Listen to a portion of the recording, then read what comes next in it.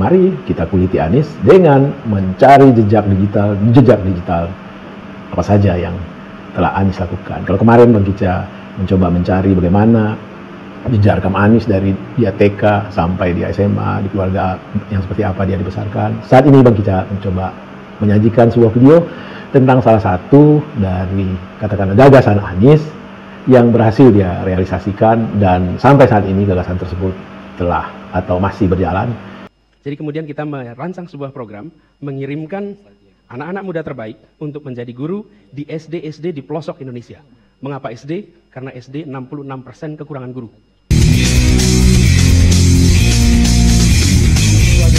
Ketemu lagi kita di channel yang perlu imajinasi informasi gratis tidak bayar. Subscribe.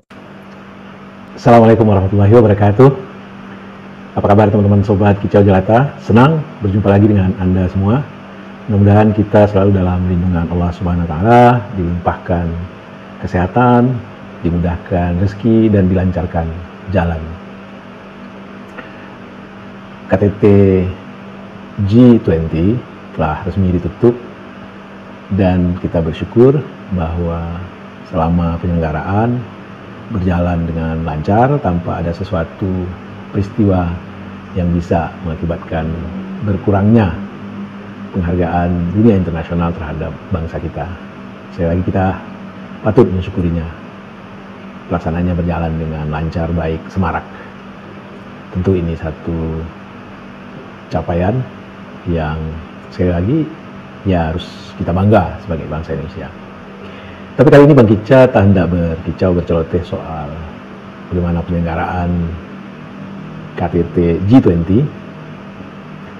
Semuanya secara nyata, secara visual bisa kita ikuti di televisi dan berbagai platform media sosial.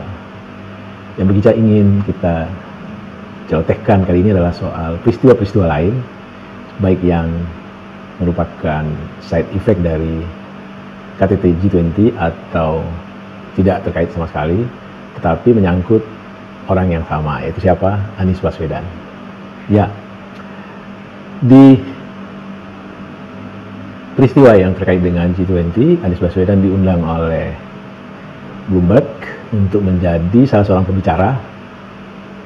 Di samping ada pembicara lainnya itu Pak Ridwan Kamil. Tentu mata kamera yang tadinya diprediksi orang setelah tak lagi menjadi Gubernur DKI akan teralih dari Anies Baswedan, ternyata tidak sama sekali. Anies Baswedan tetap merupakan magnet. Dan setidak-tidaknya kita bisa menyaksikan bagaimana antusiasnya para peserta melihat presentasi dari Anies Baswedan di katakanlah seminar atau apapun namanya yang diselenggarakan oleh Bloomberg terkait dengan KTT G20. Dan reaksi dari para haters yang selama ini selalu memproduksi narasi-narasi bengkok yang menyangkut Anies Baswedan, tentu ya kalau Bang Kica bilang makin memperlihatkan bahwa ada gejolak-gejolak yang lebih tidak bisa ditahan di kolam. Lalu ada peristiwa kedua, yaitu bertemunya Anies Baswedan dengan Wali Kota Solo, Gibran Rakabuming, dan itu sangat-sangat menggoncangkan, bukan lagi riak, tapi gelombang besar, ombak besar di kolam. Para haters Anies Baswedan yang selama ini selalu membangun narasi buruk, sangat-sangat menyayangkan terjadinya peristiwa ini. Berbagai narasi-narasi, ya tentu saja buruk, dan satu hal yang kita harus ingat, narasi buruk selalu keluar dari hati yang busuk. Itu sudah rumusnya. Dan Anies sendiri tidak meresponnya sebagaimana biasa. Untuk menjawab satu persepsi tidak perlu dengan argumentasi, cukup didiamkan dan dipaparkan saja bukti-bukti. Persepsi akan hilang dengan sendirinya. Yang bereaksi tentu saja adalah Gibran, bahwa Gibran menyatakan bahwa Anies tidak minta bertemu dia, malah Gibran lah yang minta bertemu dengan Anies, dan mereka makan bersama dan menghadiri haul bersama pula. Jadi apa yang dibangun oleh para dalam tanda petik makhluk-makhluk kolam tentang pertemuan tersebut dengan serta-merta terbantahkan pertemuan tersebut bagi kita selaku orang waras mau diinisiasi oleh Gibran atau diinisiasi oleh Anies, ya itu pertemuan silaturahmi yang patut kita contoh, kita hargai. Bukan kita benci, bukan kita serang-serang sebagai bagian dari katakanlah tipu daya licik dan segala macam. Ingat, narasi buruk selalu keluar dari hati yang busuk. Biarkan para haters Anies yang bagi Cak Amati ya, salah satunya itu adalah orang-orang yang ini nih. Ya, mereka itu tergabung di Cokro TV dan setahun yang lalu mereka telah mendeklarasikan diri menjadi bagian dari relawan Ganjar atau Ganjaris. Dan sepanjang yang Bang Kicak amati dari corong Cokro TV tersebut, setidaknya dalam setahun terakhir pasca pendeklarasian diri sebagai relawan Ganjar, tidak kurang dari 100 video yang mereka produksi yang kontennya menyerang Anies, insinuasi, rekayasa, cherry picking, argumentasi, bahkan fitnah.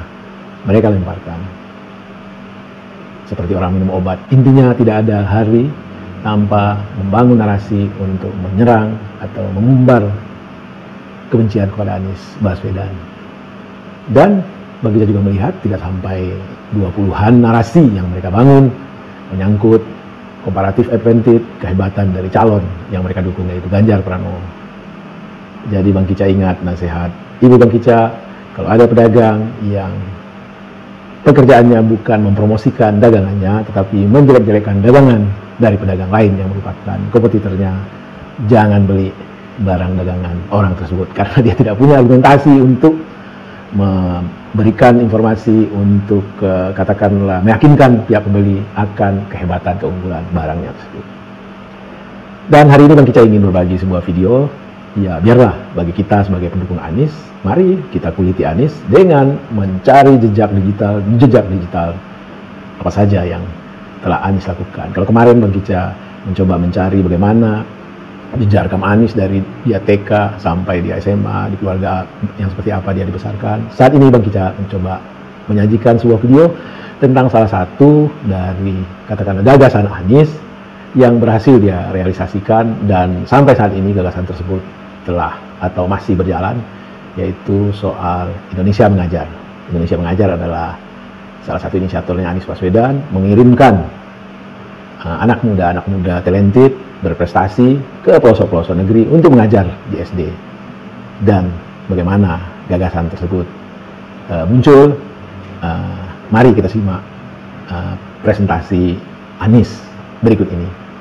Salam sehat dan bahagia, selalu membangun narasi-narasi positif tentang tokoh, sosok, siapapun yang Anda dukung, dan hindari membangun narasi-narasi negatif yang sekali lagi narasi buruk selalu keluar dari hati yang busuk.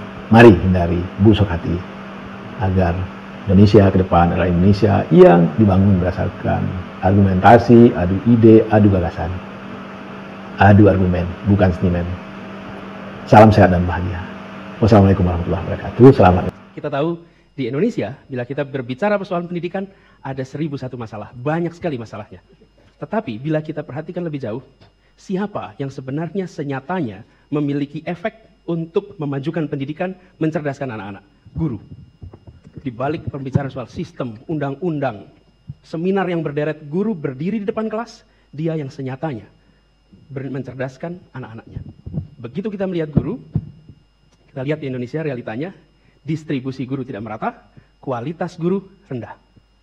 Karenanya, kita berusaha untuk mengirimkan anak-anak terbaik untuk menjadi guru. Tapi siapa yang mau menjadi guru SD di pelosok-pelosok Indonesia?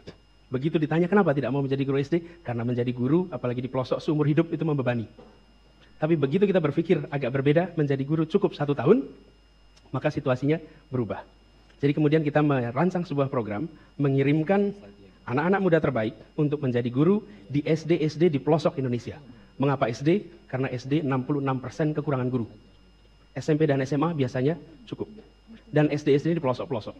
Itu tujuan pertama. Tujuan kedua adalah kita ingin agar anak-anak Indonesia terbaik memiliki kesempatan untuk tinggal bersama rakyat di pelosok Indonesia yang tanpa listrik, tanpa sinyal telepon, belum tentu ada running water. Pengalaman ini, berada di desa-desa itu akan menempel pada dirinya seumur hidup. 2 track. Track pertama mengisi kekurangan guru, track kedua mempersiapkan our future leaders. Harapannya ketika kelak mereka menjadi pemimpin di kemudian hari, mereka adalah anak-anak muda Indonesia yang memiliki world class competence tetapi memiliki grassroots understanding. Harapannya seperti itu. Hadir anak-anak di sekolah bukan hanya mengajar. Kita ingin anak-anak ini hadir untuk menginspirasi, menjadi role model. Karena itu kita mengundang anak-anak yang terbaik. Kriterianya apa? Akademiknya harus baik. IP di atas 3. Kemudian kebanyakan malah di atas 3,25 yang masuk. Kemudian yang kedua, memiliki kepemimpinan, punya pengalaman organisasi, mampu berkomunikasi, dan tangguh. Karena mereka akan ditempatkan di tempat-tempat yang sulit. Lalu kita mengumumkan ini. Kita keliling ke beberapa kota. Ide ini dimulai sekitar bulan Juli 2009. November kita sudah mulai bekerja, Desember, lalu Januari mulai terbentuk organisasinya. Juni, Juli tahun ini kita berkeliling ke 5 kota. Kita mengundang anak-anak Indonesia untuk mau mengajar. Ternyata target kita tahun ini adalah mengirim 50 anak. Mengapa 50? Ini baru, jadi kita ingin mengelola ini dengan baik. Lebih baik small but powerful daripada large tapi unmanaged. Nah, targetnya 50, keliling kita ke beberapa kota. 5 kota kita datangi, alhamdulillah kita mendapatkan 1.383 anak Indonesia. Anak-anak ini mengisi application form yang cukup panjang, menulis essay, dan di dalam essay itu mereka menulis mengapa mereka ingin mengajar. 1.383 anak tahu akan ditempatkan di tempat yang tanpa listrik, tanpa sinyal telepon, dan mereka menulis berlembar-lembar mengapa saya ingin menjadi guru di tempat itu. Hati kita bergetar ketika mendengar itu semua. Membaca, kalau Anda baca essay-essay itu tersentuh sekali. Kami yang membaca saja luar biasa. Insya Allah tulisan-tulisan mereka akan dibukukan. Judulnya Indonesia, Aku Ingin Mengajar. Kumpulan essay para pendaftar Indonesia mengajar. Lalu alhamdulillah setelah itu diseleksi, kita dibantu oleh sebuah perusahaan consulting human resource development, DDI, dengan Yayasan Indonesia Lebih Baik, untuk menseleksi mereka. Ini kriterianya, lalu mereka melakukan proses seleksinya. Kita melihat juga di situ. Anda bisa saksikan sebagian dari foto-foto ini. Nah, kemudian dari proses tadi, terpilihlah 51 anak. Tidak bisa 50, rencananya 50. Yang terpilih 53. 53 kita seleksi kesehatan, 3 nggak bisa meneruskan. Ada 1 anak yang dari sisi ukuran agak besar.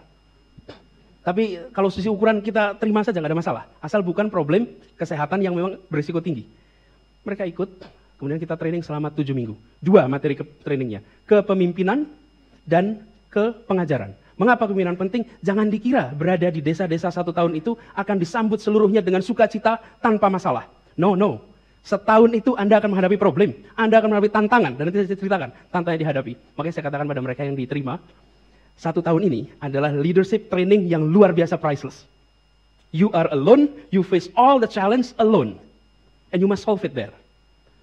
Jadi tantangannya besar. 2 itu kita latih, termasuk setelah selain kepengajaran, mereka juga dilatih survival 3 hari di sebuah gunung di Bogor, di mana mereka dikirim dengan hanya baju, ransel, dan pakai pisau kecil. 3 hari, jadi seluruh aktivitas, termasuk aktivitas biologis menggunakan itu. Tanpa ada sungai, hujan, karena musim hujan, dan selama 3 hari mereka lewati. One of the most difficult experience in their life. Kenapa? Supaya kalau nanti di sana, yang mereka hadapi akan mereka syukuri. I've gone the worst. Saya sudah lewati yang tersulit, yang ini nothing. Dan benar, setelah itu tanggal 10 November kita berangkatkan mereka. Mereka berangkat dari Cengkareng, dan tanggal 10 November, di bandara yang namanya Soekarno-Hatta. Saya katakan pada mereka begini, Soekarno-Hatta memiliki seluruh pilihan untuk mereka hidup nyaman bagi dirinya, bagi keluarganya, dan dia tinggalkan itu untuk mengusahakan kemerdekaan bagi bangsa ini. Kalian memiliki seluruh kesempatan untuk berkarir nyaman di kota-kota besar. Sebagian ada yang sudah manajer di sebuah perusahaan multinasional, PNG di Singapura, ditinggal. Ada yang bekerja sebagai karyawan di Unilever, cum laude dari ITB, dari Unpad, ditinggal. Ada yang manajer di Bank Mandiri, ditinggal. Ada yang sudah bekerja di Inco, ditinggal. Anak-anak ini anak-anak terbaik yang karir nyaman di depannya dan mereka tinggalkan itu untuk berada di pelosok. You are pejuang, saya bilang. Kalian adalah pejuang. Dan saya katakan hadirnya kalian, hadirnya anak-anak ini menunjukkan bahwa ibu kita masih melahirkan pejuang. Ibu kita masih melahirkan pejuang. Nah, Kemudian anak ini sudah berangkat, jadi sudah 1,5 bulan mereka berada di pelosok. Ketika mereka datang, mereka disebarkan di 5 provinsi. Riau, ada 6 orang di Pulau Rupat, pulau yang paling ujung, lebih dekat dari Malaka daripada dari Sumatera. Tulang Bawang Barat, masuk ke sana kalau hujan Anda nggak bisa bergerak ke sana, karena lumpur yang luar biasa. Pasir, Kalimantan Timur, Majene, Sulawesi Barat, itu tadi ada foto-foto bersama anak-anak di Majene, lalu Halmahera Selatan. Halmahera Selatan itu dari Jakarta 3 jam terbang ke Ternate, dari sana sampai sana pagi, sore Anda harus naik kapal 8 jam, naik perahu 8 jam sampai sebuah pulau besar, lalu dari sana ke sebuah pulau kecil lagi 4 jam pakai perahu. You are in the place of nowhere. Yang ditempatkan di sana salah satunya dari Singapura tadi yang penuh kenyamanan, ditinggalkan semuanya untuk berada di tempat yang sangat sulit itu. Jadi, teman-teman semua, Bapak Ibu sekalian, program ini bukan hanya soal mensuplai guru. Program ini adalah untuk menebarkan optimisme. Mereka hadir di sana menjadi inspirasi, menjadi contoh, menggandakan optimisme, you have a bright future, I've gone through. Dan bagi kita yang di luar, kita ingin agar mereka mengabarkan potensi-potensi anak-anak Indonesia cerdas-cerdas yang berada di pelosok sana. Dengan cara seperti itu, maka harapannya kita memajukan Indonesia. Dan kita ingin agar mendidik tidak dipandang sebagai tugas sekolah, tugas pemerintah, tapi mendidik adalah atau mencerdaskan adalah tugas setiap orang terdidik. Siapa saja bisa menjadi guru, siapa saja bisa mendidik. Itu harapan kita lewat program ini. Demikian tentang Indonesia Mengajar. Mudah-mudahan memberikan manfaat untuk semuanya. Terima kasih. Assalamualaikum warahmatullahi wabarakatuh. Terima kasih.